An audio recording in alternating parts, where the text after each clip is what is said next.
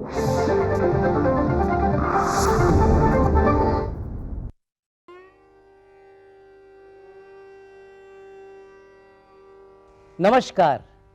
संगीत के अखिल भारतीय कार्यक्रम में एक बार फिर से आपका स्वागत है।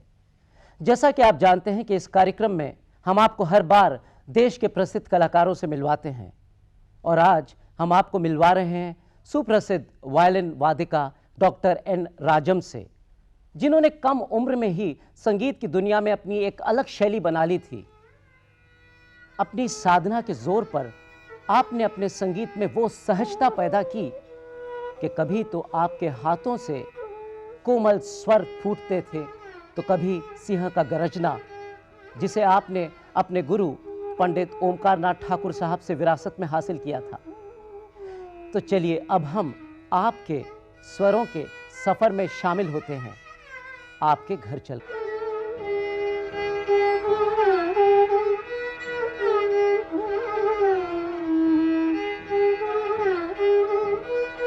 नमस्ते। नमस्कार, आपसे मिलके बड़ी खुशी हुई। यह हमारा सौभाग्य है। डॉक्टर राजम जी, आज आप हमारे सामने इतने बड़े कलाकार के रूप में हैं, लेकिन आपकी शुरुआत किस उम्र से हुई? विधिवत ट्रेनिंग जो है मैं जब 3 साल की थी तब शुरू हुई, पर जन्म से ही फ्रॉम डे 1 संगीत के वातावरण में थी। मेरे पिताजी अपने स्टूडेंट्स को सिखाते थे, मेरे बड़े भाई लोग बजाते थे, पिताजी स्वयं वायलिन वादक थे। जी। अच्छा, आपके गुरु कौन रहे हैं? मेरे पिताजी मेरे गुरु हैं, उन्होंने मुझे वायलिन बजाने की शिक्षा दी। जी, फिर उसके बाद आपने किसी और से शिक्षा नहीं हासिल की? उसके बाद मुझे पंडित ओमकार नाथ जी ठाकुर की शिष्या बनने का सौभाग्य प्राप्त हुआ, क्योंकि मुझे हिंदुस्तानी म्यूज़िक से बड़ा लगाव रहा। और इनका गाना एक बार मैंने सुना था जब मैं 10-12 साल की थी, तो मैं इतना ज़्यादा प्रभावित हुई, तो मेरे मन में ये इच्छा आई कि हिंदुस्तानी संगीत सीखना है और इन्हीं से सीखना है, इन्हीं को मुझे गुरु के रूप में पाना है। जी, इसका मतलब इससे पहले आप कर्नाटक संगीत में जी, पहले मैं कर्नाटक संगीत बजाती थी। 3 साल से लेके 12 साल तक, करीब 10 वर्षों तक कर्नाटक की शिक्षा हुई। जैसा कि अभी आपने बताया कि बहुत कम आयु से आपने शिक्षा शुरू कर दी थी, लेकिन पंडित ओमकार नाथ ठाकुर साहब के पास आपने शिक्षा कब से लेना शुरू की? मैंने ये निश्चय कर लिया था कि मुझे इन्हीं से सीखना है जी। और मैं अपने इंटरमीडिएट जो है बनारस हिंदू यूनिवर्सिटी से किया।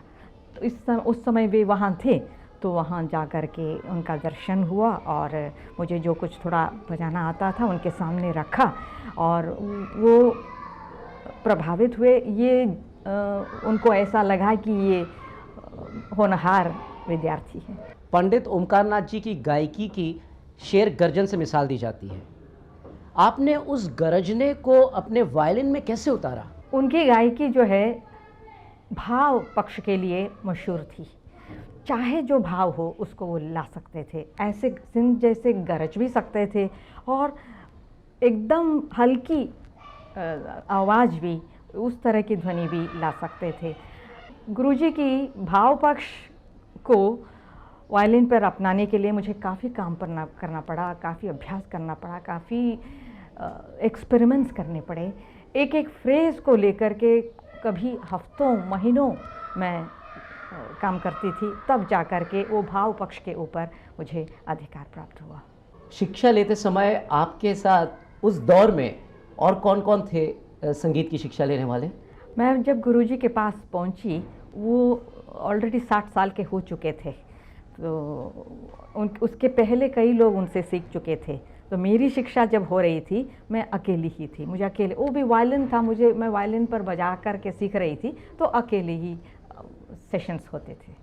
आपने बड़े बड़े कलाकारों के साथ जुगलबंदी की है, उनमें से किस कलाकार के साथ जुगलबंदी आपको आज भी याद है? बिल्कुल, मैंने कई लोग कलाकारों के साथ जुगलबंदी के कार्यक्रम किए। उस्ताद बिस्मिल्लाह खां साहब के साथ कई बार बजाया। खां साहब की शैली भी गायकी है, मेरी शैली भी गायकी है, तो दोनों इंस्ट्रूमेंट्स एक ही शैली में बजाए जाने के कारण बड़ा अच्छा तालमेल होता था। जहाँ कहाँ वायलिन ख़त्म होती थी और शहनाई शुरू हो गई और उसी प्रकार शहनाई ख़त्म हुई, वायलिन, ये पता ही नहीं चलता था। और खां साहब हमेशा ये कहा करते हैं कि जुगलबंदी यानी जैसा फूलों का गुलदस्ता सजाने के बराबर है कि आप एक फूल रखिएगा, मैं एक फूल रखूँगा। इस तरह कई फूलों से एक रंग बिरंगी गुलदस्ता, सुंदर सा गुलदस्ता बन जाता है। तो मुझे उनके साथ के कार्यक्रम हमेशा याद आते हैं। जैसे हम देख रहे हैं कि संगीत पीढ़ी दर पीढ़ी चला आ रहा है, क्या आपके परिवार में भी ये परंपरा जारी है? इस मामले में तो मैं बड़े सौभाग्यशाली थी। हमारे मायके में तो था ही, पिताजी स्वयं बजाते थे, सिखाते थे वगैरह। जहाँ शादी हुई वहाँ भी मेरी सास, ससुर और सभी लोगों का प्रोत्साहन मिलता था। मेरे पतिदेव जो है सुब्रमण्यम जी, उनका भी पूरा सहयोग प्राप्त होता रहता है, तभी जा कर के कुछ कर पा रही हूँ। वरना अपने भारत में तो आप सोच ही सकते हैं।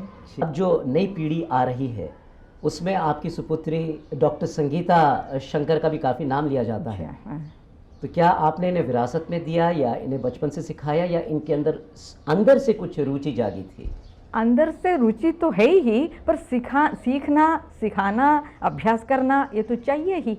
वो जब 3 साल की थी उसको भी उसी समय से शुरुआत कर दी थी और लगातार अभ्यास जारी रहा।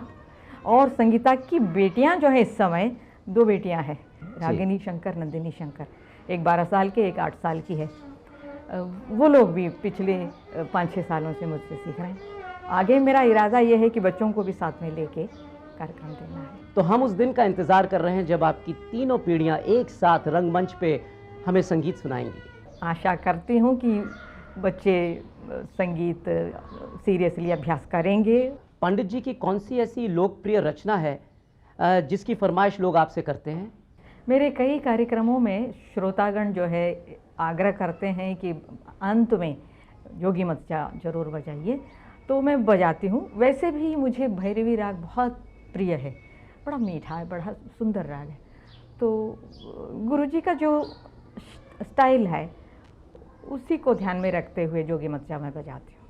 वैसे भारत सरकार ने आपको पद्मश्री से सम्मानित किया है, लेकिन कौन सा ऐसा पुरस्कार है जो आज भी आपके दिल में एक घर बनाए हुए है?